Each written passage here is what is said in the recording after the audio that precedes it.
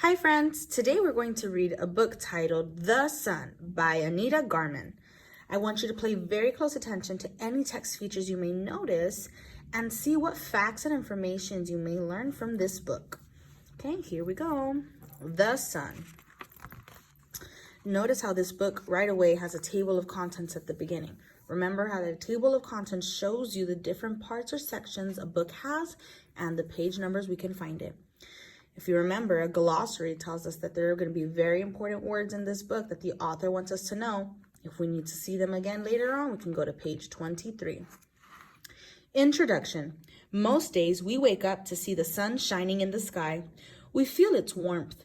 We enjoy the light it shines on us. We miss the sun when clouds cover the sky. But what is the sun? Where did it come from? How did it get into the sky? Long ago, people knew little about the sun. They did not know why it suddenly appeared in the morning. They did not know where it went at night. They made up stories to explain what was happening in the sky each day and night. Sun tales from long ago. An Inuit tale. The Inuit people lived in Greenland, an island country in the cold northern Atlantic Ocean. The Inuits told this tale long ago. So this is a tale. The moon god and the sun god were brother and sister. One day they got into a terrible fight. The sun god spread dark grease all over her brother's face. Afraid of what her brother might do, she ran away as far as she could into the sky. Her brother chased after her, and every day the chase goes on. That is why the sun shares the sky with the moon. Interesting. A Greek tale. The ancient Greeks believed that there was a sun god, Helios. Each day he drove his golden chariot across the sky. He started from his palace in the east and drove to his palace in the west. As he traveled during the day, his golden helmet shined brightly and light came from his chest. At night, he sailed back in a ferry boat to his palace in the east. An Inca tale. The Inca lived in South America hundreds of years ago. They called the sun Inti, which means light. They believed that the sun went into the ocean each night. After swimming all night, the sun woke up refreshed and rose to the sky. What is the sun? Today, we know that the sun is a star. The sun looks much bigger and brighter than the other stars because it is much closer to us than the other stars. Even though it is the nearest star, the sun is over 90 million miles or 150 million kilometers away. That's like traveling around the earth almost 4,000 times. Like all stars, the sun is a great big ball of burning gases. It looks round and solid, but it is actually boiling and bubbling and always changing. We know the sun is very hot because we can feel its heat from far away. Scientists can figure out the temperature of a star from its color. They have found out that the temperature on the surface of the sun is about 10,000 degrees Fahrenheit or 5,500 degrees Celsius. That's 20 times hotter than a pizza oven. The sun is even hotter at its center. Its temperature can rise as high as 27 million degrees Fahrenheit or 15 million degrees Celsius. That's 50,000 times hotter than a pizza oven. Scientists think the sun is 4.6 billion years old. They believe that it will keep shining for another 5 billion years. Then it will start to die. It will fade and shrink to a dark ball of cinders not much bigger than Earth. The sun gives off light and heat. Only a tiny bit of the sun's light and heat reaches the earth. The rest goes into space. Notice, friend, how this caption describes the photograph here that the author included. Our solar system. The earth is just one of the bodies that circle around the sun. We call this group of planets and other bodies that circle the sun the solar system. The sun is at the center of the solar system. The word solar comes from the Latin word for the sun, sol. There are 9 planets in the solar system. They travel around the sun in paths called orbits. Earth is the third planet closest to the sun. The planets Mercury and Venus are closer to the sun than Earth is. The planets Mars, Jupiter, Saturn, Uranus, Neptune, and Pluto are all farther from the sun than the Earth is. The planets close to the sun are much warmer than the planets far away from the sun. Mercury is the warmest planet and Pluto is the coldest. The Earth's distance from the sun keeps it at just the right temperature for living things. This caption at the top says that the planets in our solar system travel around the sun. Why is the sun important? Without the sun, there would be no life on Earth. The Earth would be a cold, black rock in space. Light and heat from the sun allow the Earth to be home to millions of living things. Heat from the sun warms the Earth. Plants and animals need temperatures that are not too cold or too hot. The sun gives the Earth the right amount of heat to keep temperatures comfortable for plants and animals. If the Earth were closer to the sun, temperatures would be too hot for life.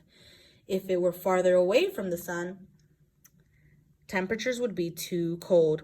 Plants and animals need food to live and grow. Green plants soak up the sun's light and turn it into food. Then animals eat the plants to get the food they need to live and grow. What causes day and night? The sun also gives the Earth day and night. Every morning the sun rises in the east, the sky becomes light, and day begins. The sun climbs higher in the sky until it reaches the highest point at noon. In the afternoon, the sun sinks lower in the sky. At sunset, the sun drops out of sight in the west. The sky darkens and the night begins. It looks as if the sun is traveling across the sky, but it is actually the Earth that is moving, not the sun.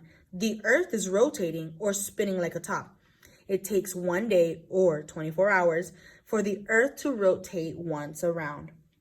The sun always shines, but it lights only half of the Earth at a time. The other half is dark. As the Earth rotates, different parts of the planet face the sun. When the part of the Earth where you live faces the sun, it's daytime. When your part of the Earth turns away from the sun, it is night. When you are eating lunch, what do you think people on the other side of the Earth are doing? Look at this picture of the globe. It has a diagram. Different points are labeled. The caption says, the Earth spins on an imaginary line through its center. This line is called an axis. It goes from the North Pole to the South Pole. What causes seasons? The sun also causes seasons. In most parts of the Earth, the number of daylight hours change with the seasons. The days start to get longer in the spring. When summer comes, there are many hours of sunlight and the sun is high in the sky. When fall arrives, the days grow shorter. Winter has the shortest days of all. Summer, fall, spring, and winter. The Earth revolves around or orbits the sun. It takes a full year for the Earth to revolve around the sun. The Earth has seasons because its axis is tilted. The Earth always leans in the same direction as it revolves around the sun. Look at the drawing. You can see the different parts of the Earth lean towards the sun as the Earth spins around it. The amount of sunlight hitting the northern and southern parts of the Earth changes depending on where the Earth is in its yearly orbit. This causes the seasons to change. When it is winter where you live, your part of the Earth is tilted away from the sun, so you get less light and heat. During summer, your part of the Earth is tilted towards the sun, so you get more light and heat. There is an imaginary line across the middle of the Earth called the equator. It separates the northern part of the Earth from the southern part. When it is summer in the northern part of the Earth, it is winter in the southern part. That is why it is winter in North America when it is summer in Australia. It takes the Earth 365 1/4 of days or a year to revolve around the sun. Studying the sun. We know much more than we used to about the sun, but there is still a lot to learn. Scientists continue to study the sun in many ways. Scientists have built special telescopes to look at the sun. They are called solar telescopes. They are built to protect people's eyes from the blinding rays of the sun. You should never look at the sun directly. The rays can hurt your eyes or even blind you. The McMath Pierce Solar System telescope is the world's largest solar telescope. Scientists also study the sun from space. They have sent solar telescopes into space. These telescopes send pictures of the sun back to Earth. The pictures show parts of the sun that no one has ever seen before. There are many mysteries about the sun that scientists have yet to discover. The space station Skylab carried telescopes to observe the sun. Sun facts. Average distance from Earth, about 93 million miles or 150 million kilometers. The temperature at the surface, 10,000 degrees Fahrenheit or 5,500 degrees Celsius. Temperature at the center, 27 million degrees Fahrenheit or 15 million degrees Celsius. The age of the sun, 4.6 billion years.